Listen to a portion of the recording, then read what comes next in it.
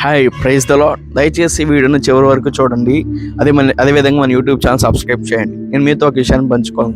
ఏంటి అని అంటే, ఈ యొక్క 2 రోజుల నుంచి కనుక మనం చూసుకున్నట్లయితే ఒక వార్త మనందరికీ వినపడుతుంది. ఏంటి అని అంటే, నాగూర్ కర్నూలు జిల్లాలో ఒక ప్రాంతంలో అక్కడ దేవుణ్ణి దర్శించుకోవడానికని కొంతమంది వెళ్ళినప్పుడు అందరూ కూడా జాతరలో ఉన్నప్పుడు వాళ్ళలో కొంతమంది తక్కువ కులస్తులు ఆయన ఎప్పుడైతే గుళ్ళోనికి వెళ్తున్నారో వాళ్ళలో కొంతమంది పెద్ద కులస్తులు వాళ్ళు రెడ్డిస్ అని వాళ్ళు ఏం చేశారంటే ఆ తక్కువ కులస్తులైన వారిని దూషిస్తూ తిడుతూ అవమానకరంగా మాట్లాడుతూ అనేక బూతులు మాట్లాడుతూ తిడుతూ ఉన్నప్పుడు వాళ్ళలో ఉన్న ఒకళ్ళు ఏం చేశారంటే కనీసం పసిబిడ్డనైనా చూస్తే వీళ్ళు ఏమైనా కనికరిస్తారేమో, మాకు ఆ దేవుని దర్శనం దొరికిద్దేమని వాళ్ళు తంతున్నప్పుడు ఆ పసి పాపను ఎప్పుడైతే వాళ్ళకి చూపించారో వాళ్ళ కాళ్ళ కింద పెట్టారో ఆ యొక్క ఉన్న వాళ్ళు ఏం చేశారంటే ఆ పసి పాపను కూడా కాళ్ళతో దౌర్జన్యంగా చంపేశారు. నేను అడుగుతున్నాను, దేవుడు అనేవాడికి కులం మతం అనేది అవసరమా? అలాంటప్పుడు ఆ దేవుడు అనేవాడు ఎందుకు?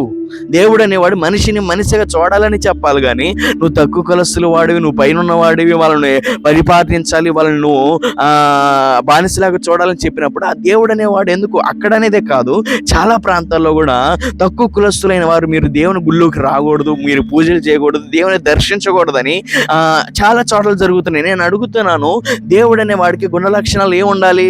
మనిషిని మనిషిగా చూడమనే కదా. అందుకే బైబిల్లో ఒక మాట రాయబడింది, చూడండి ఎంత చక్కని మాట అంటే, దేవుడు మనిషిని ఎలాగ మనిషిగా చూడమన్నాడంటే మత్తయి సువార్త మనం 19:19 అన్నాడు, నిన్ను వలె నీ పొరుగు వారిని ప్రేమింపవలెను. ఇక్కడ చూడండి, మనిషిని మనిషిగా చూపించిన వాడు కదా దేవుడు, మనిషిని మనిషి వాడుగా పరిచయం చేసిన వాడు కదా. నిన్ను వల్ల అంటే నువ్వు ఎలాగ ప్రేమించుకుంటున్నావో అలాగే నీ ఎదుటి వ్యక్తిని ప్రేమించాలి. నీ ఎదుటి వ్యక్తి కొరకు అక్కడ కింద ఉంది వేరే చాటు కూడా మనం చూసుకున్నట్లయితే, నువ్వు క్షేమంగా ఉండాలంటే రాజుల కొరకు, అధికారుల కొరకు, ప్రజలందరి కొరకు ప్రార్థన చేయమంటాడు. ఇంకో చాటు ఉంటాడు, నువ్వు నా కుమారుడై ఉండాలంటే నీ శత్రువుని ప్రేమించాలన్నాడు. ఇక్కడ చూడండి, మనిషిని మనిషికి ఎప్పుడైతే పరిచయం చేస్తాడో వాళ్ళు కదా దేవుడు. కానీ మనిషిని తక్కువ కులస్తుడు వాడని, ఎక్కువ కులస్తుడు వాడని కులములతో, మత భేదాలతో, కులాలతో, తక్కువ క్యాస్టులని చేసిన వాడు దేవుడు ఎలాగవుతాడు? ఒకసారి ఆలోచన చేయండి.